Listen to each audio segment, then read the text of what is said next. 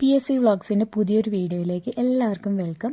ഇന്നത്തെ വീഡിയോ എന്ന് വെച്ച് കഴിഞ്ഞാൽ വീട്ടുജോലികൾക്കിടയിലും കുട്ടികളെ നോക്കിയിട്ടും എങ്ങനെയാണ് ഞാൻ PSCക്ക് പഠിക്കുന്നത്, എങ്ങനെയാണ് ടൈം കണ്ടെത്തുന്നത്, ഒരു 6+ hours എങ്ങനെയാണ് ഞാൻ കണ്ടെത്തുന്നത് എന്നുള്ള വീഡിയോ ആണ് കേട്ടോ. ഇതേപോലെ ടൈം കിട്ടാത്തവർ, വീട്ടമ്മമാർ, കുട്ടികളെ നോക്കിയിട്ട് ഇരിക്കുന്നവർക്കൊക്കെ ടൈം കിട്ടുന്നില്ലെങ്കിൽ നിങ്ങൾ ഈ വീഡിയോ കണ്ടു നോക്കൂ, നിങ്ങൾക്ക് ഉപകാരപ്രദമാവും.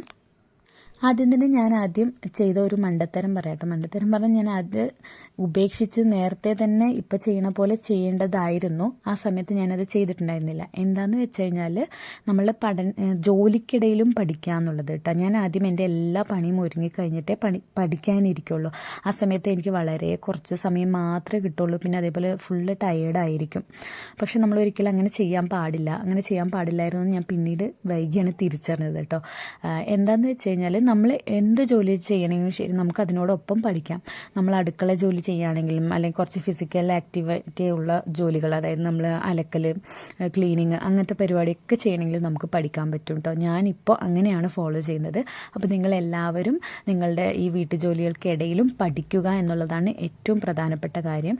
എല്ലാ ജോലികളും തീർത്തിട്ട് പഠിക്കാനിരിക്കാമെന്ന് പറയുമ്പോഴേക്കും നമ്മളുടെ ശരീരം ഭയങ്കര ടയേർഡായിരിക്കും. ശരീരം അനുവദിക്കില്ല, മനസ്സ് തോന്നിയാലും.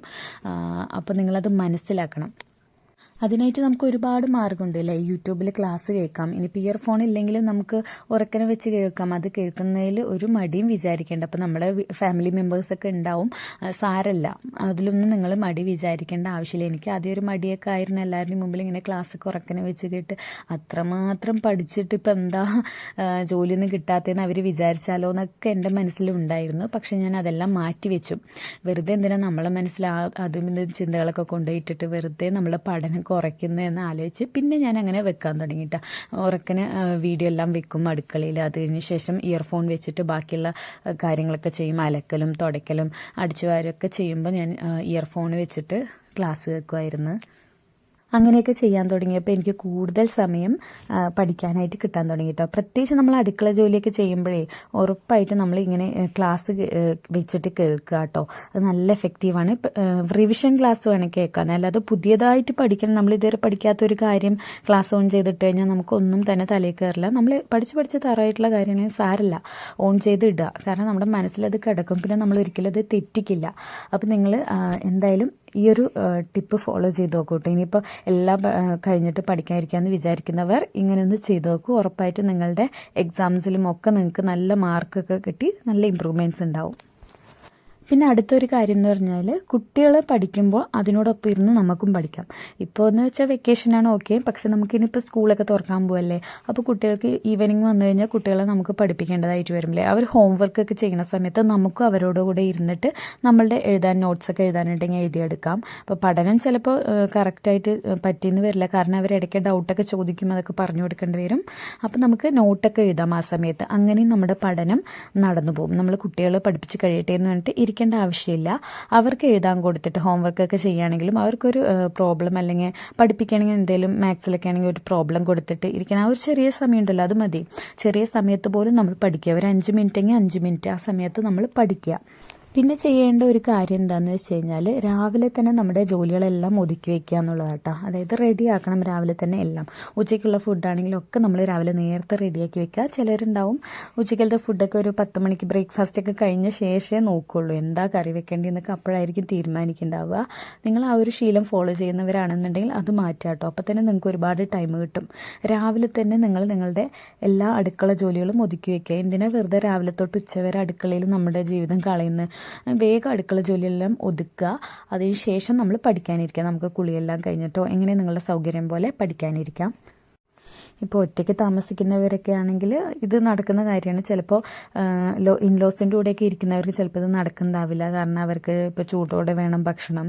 അതല്ലാന്നുണ്ടെങ്കിൽ ആ ഒരു ടൈമിൽ അവരും കൂടി ജോലി ചെയ്യാൻ വരുള്ളൂ എന്നുണ്ടെങ്കിൽ നിങ്ങൾ അവരെ പറഞ്ഞ് മനസ്സിലാക്കുക എന്നുള്ളതേ ഉള്ളൂ കാര്യം കേട്ടോ. കാരണം അങ്ങനെയുള്ളവരോട് ഇപ്പം നമ്മൾ എന്താ പറയുക, ഇതുപോലെ നേരത്തെ എനിക്ക് ജോലി ഒതുക്കിയാലേ എനിക്ക് പഠിക്കാൻ പറ്റുള്ളൂ എന്നുള്ള കാര്യം പറഞ്ഞ് മനസ്സിലാക്കുക. കേൾക്കുന്നവരാണെങ്കിൽ പറഞ്ഞ് മനസ്സിലാക്കുക എന്നുള്ളതായിട്ട് ഏറ്റവും നല്ലൊരു കാര്യം. അല്ലാത്തവർ എന്താ പറയാം, വേറൊന്നും പറയാനില്ലാത്ത അല്ലാത്തവർ സമയം വേറെ കണ്ടെത്തുക തന്നെ വേണം.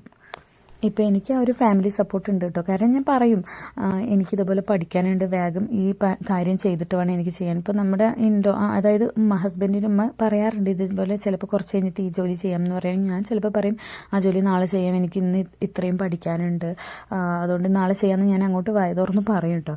അപ്പോൾ കുഴപ്പമില്ല, ആളാണെങ്കിലും നല്ല സപ്പോർട്ടീവാണ് പഠിക്കാൻ വേണ്ടിയിട്ട്. അപ്പോൾ കുഴപ്പമില്ല, എന്നാൽ ശരി എന്നുള്ളത് പറയുകയും ചെയ്യും. അപ്പോൾ നമ്മൾ പറയാതെ ഇങ്ങനെ ഇരുന്ന് കഴിഞ്ഞാൽ വെറുതെ എന്താ നമ്മുടെ ആ ഒരു ടൈമാണ് നഷ്ടപ്പെടുന്നതില്ലേ. ഒന്ന് പറഞ്ഞു നോക്കുന്നതുകൊണ്ട് കുഴപ്പമൊന്നുമില്ല. അപ്പോൾ അങ്ങനെ പറ്റുന്നവർ അങ്ങനെ ചെയ്യാം. അപ്പോൾ ഈ പറഞ്ഞ കാര്യങ്ങളൊക്കെ ചെയ്യണമെന്നുണ്ടെങ്കിൽ നമ്മൾ നേരത്തെ എഴുന്നേൽക്കുക എന്നൊരു കാര്യം കൂടി ചെയ്യാനുണ്ട് കേട്ടോ. വീട്ടമ്മമാരാണെങ്കിൽ ശരി, ആരാണെങ്കിലും നേരത്തെ എഴുന്നേറ്റ് പഠിക്കുന്നത് തന്നെയാണ് ഏറ്റവും നല്ലത്. നിങ്ങൾക്ക് കംഫർട്ടബിൾ ആണെങ്കിൽ അതാണ് ഏറ്റവും നല്ലത്.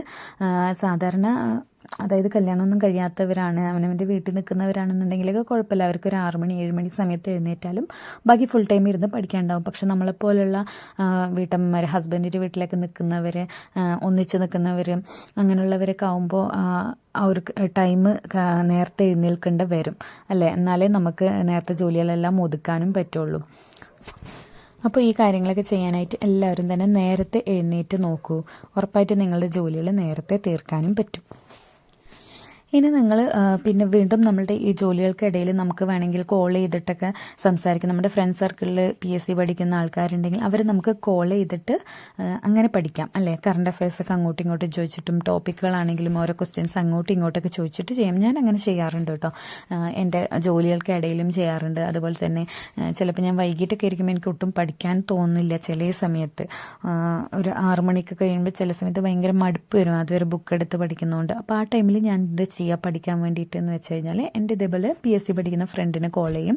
എന്നിട്ട് ഞങ്ങൾ അങ്ങോട്ടും ഇങ്ങോട്ടും എന്തെങ്കിലുമൊക്കെ ക്വസ്റ്റ്യൻസ് ഇങ്ങനെ ഡിസ്കസ് ചെയ്യും.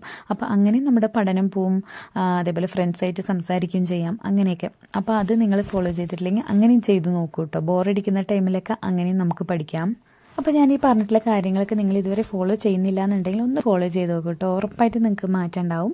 പിന്നെ ഇനിയും ഇതുപോലെയുള്ള അടിപൊളി ടിപ്സൊക്കെ ആയിട്ട് വരാം. അപ്പോൾ നിങ്ങൾക്ക് വീഡിയോ ഇഷ്ടമായിട്ടുണ്ടെന്നുണ്ടെങ്കിൽ ചാനൽ സബ്സ്ക്രൈബ് ചെയ്യാനും ലൈക്ക് ചെയ്യാനും ഷെയർ ചെയ്യാനൊന്നും മറക്കരുത് കേട്ടോ. അപ്പോൾ വീണ്ടും അടുത്ത വീഡിയോയിൽ കാണാം. ബൈ.